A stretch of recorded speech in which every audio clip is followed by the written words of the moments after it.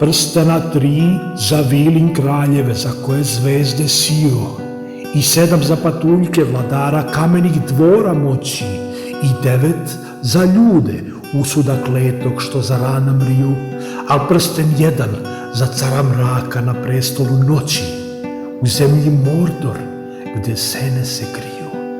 Prsten 1 da zavlada svima, prsten 1 što traži i seže, prsten 1 da spoji se s njima i u tami ih sveže, u zemlji Mordor gde sene se kriju.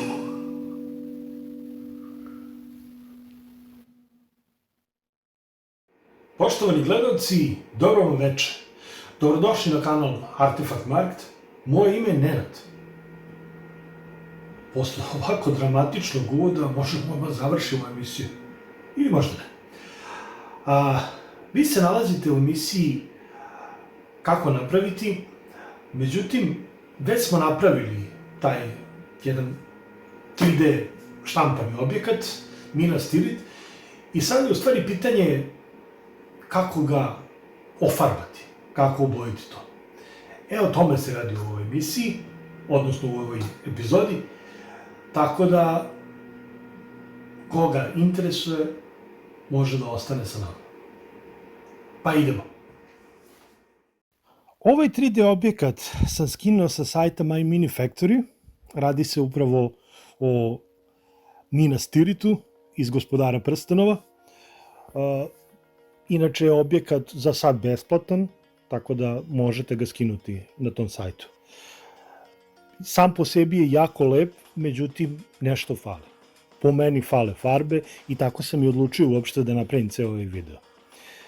Ako odlučite da farbate, po ovome što sam ja radio, treba će vam crna kao osnovna ili grund farba, zatim će vam trebati dve neke nijanse sive, postoji svetlija i tamnija siva, ovo vam neće trebati, i treba će vam neka cigla crvena i oker, naravno četkica i jedan vrlo bitan element u celoj ovoj tehnici koju ću vam pokazati, to su papirne rolne ili papirne maramice. Tako da u suštini nije nešto mnogo onoga što vam treba. Objekat i tih nekih par farbi, eventualno boja, još neka, ja ću koristiti zelenu još uz to i belu, ali to je to. Znači crna, imate sive dve nijanse, oker i crvenu, naravno objekat, četkica i eventualno malo vode. Za grundiranje će vam trebati ovako. Krećemo crnom da grundiramo objekat, odnosno da mažemo osnovnu boju. To je, verovali ili ne, crna. Mazat ćete tako što ćete četkicom naravno da premazujete i da tupkate po objektu. Šta se dobija tim tupkanjem?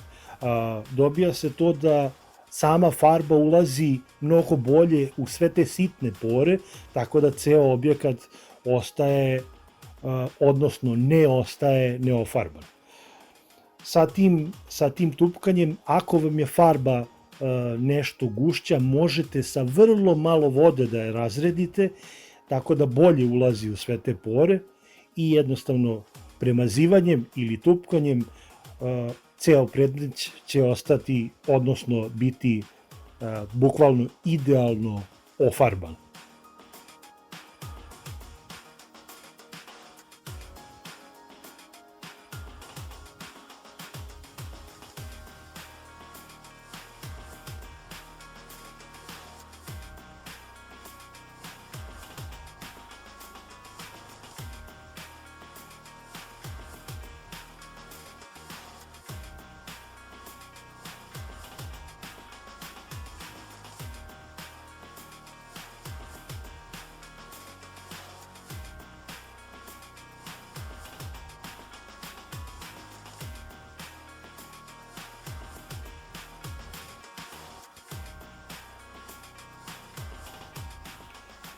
I sa tim je, znači, grundfarba, odnosno osnovna farba gotova. Možete da uradite i ovu poleđinu samog predmeta, ali u suštini možda i ne morate. Ja sam odlučio da premažem zato što ću taj predmet da držim možda ne uza zid, nego negde ovako. Kažem, to su neke stvari koje možete sami po volji da radite. Samo grundiranje, ja ovde koristim taj neki gesso crni od te marke Studio Akrilik. Apsolutno nije problem ako nemate to, nego imate nešto drugo, čak i samo crna farba dobro dođe. Ceo grundirani objekat ćete ostaviti nekih sat vremena ili možda malo duže. Ja sam ostavio preko noći da se potpuno osuši i onda nema bojazni za dalje. Sada vam treba papirna rolna, odnosno papirne maramice, da bismo uopšte krenuli u dalji proces.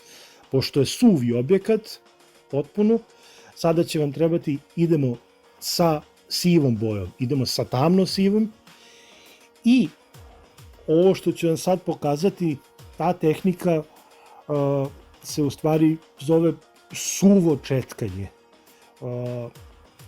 koje u stvari nanosite vrlo malo farbe na četkicu, onda ostatak sve te farbe, odnosno višak, skidate na ovu papirnu rolnu i jednostavno što god manji nanos boje bude na četkici, to je bolje.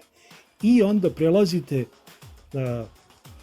ne laganim pokretima po predmetu, već onako brzim pokretima i samim vrhom četkice. I posmatrajte u stvari šta se dešava sa predmetom. Počinje da dobija detalje i u stvari počinje da liči na nešto. Sa ovom sivom bojom, odnosno sa kombinacijom ove dve sive nijanse, ćete dobiti onu neku boju koju ima Minas Tirith, da je sav od kamena, tako da to dobijamo prvo sa ovom tamno sivom, zatim sa svetlo sivom. Kada pređete sa tamno sivom, skoro nećete morati uopšte da čekate, jer je suva već boja, ne nanositi je mnogo, već u vrlo tankim slojevima. Možete da sačekate 10 minuta, ali čak u mnogim slučajevima i ne mora, može bukvalno odmah da se radi dalje.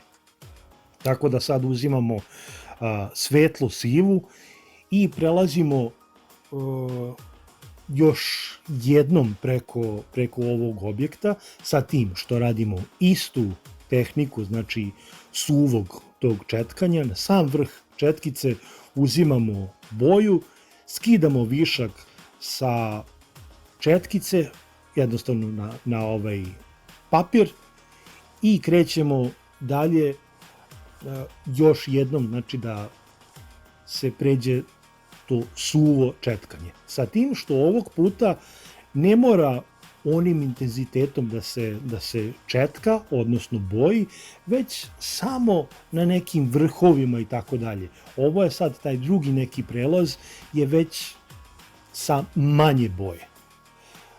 Kada to završimo, treba dobro oprati četkicu, jer ja koristim jednu istu četkicu bukvalno za sve.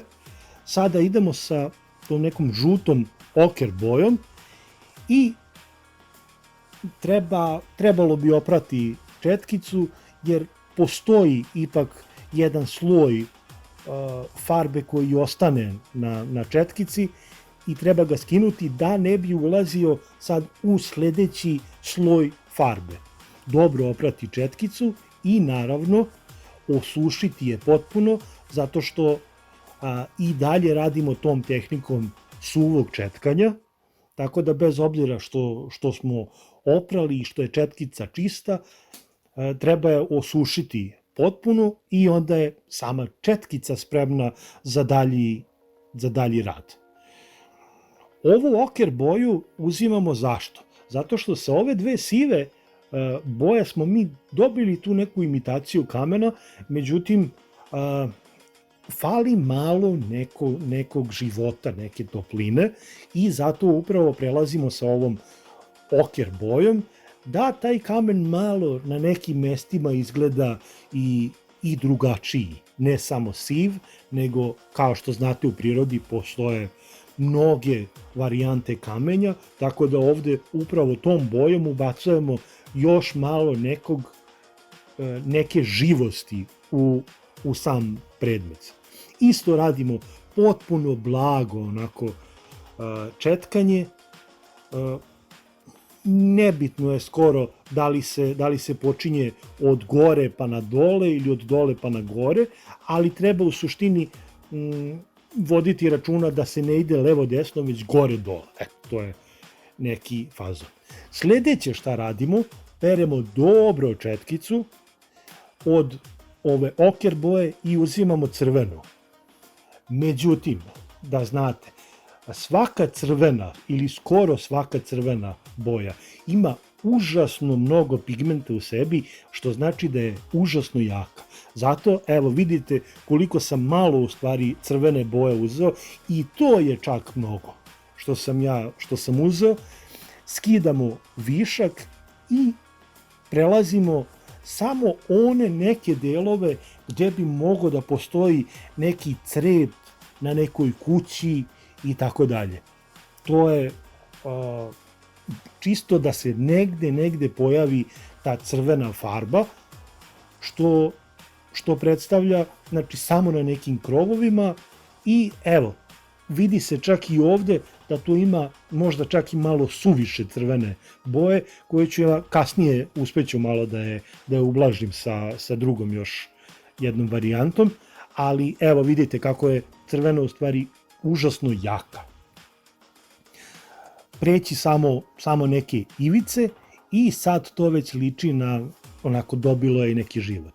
Sledeće šta radimo, uzet ću čisto belo. Međutim, pored pranja četkice i sušenja potpuno, treba sačekati da se ceo predmet potpuno osuši. Znači da ne bi dolazilo do nekog razmazivanja druge neke boje sa ovom belom. Na sam vrh četkice i naravno opet uraditi tehnikom suvog četkanja, odnosno, evo, kao što vidite, samu četkicu osušiti skoro sa papirom. Belom se prelaze samo ivice, znači potpuno nekim blagim četkanjem, da bi se u stvari dobila jedna senka, prelaz između jednog svetlog i tamnog dela, a to se dobija samo tako što naznačavamo ivice, potpuno ivice. I ostaje nam još jedino zelena boja kojom ćemo uraditi onaj travnjak gore, uzeti tanku četkicu i na vrh četkice nam uzeti zelenu boju i lagano samo preći malo da se dobije utisak tog travnjaka. I u principu bi to bilo to.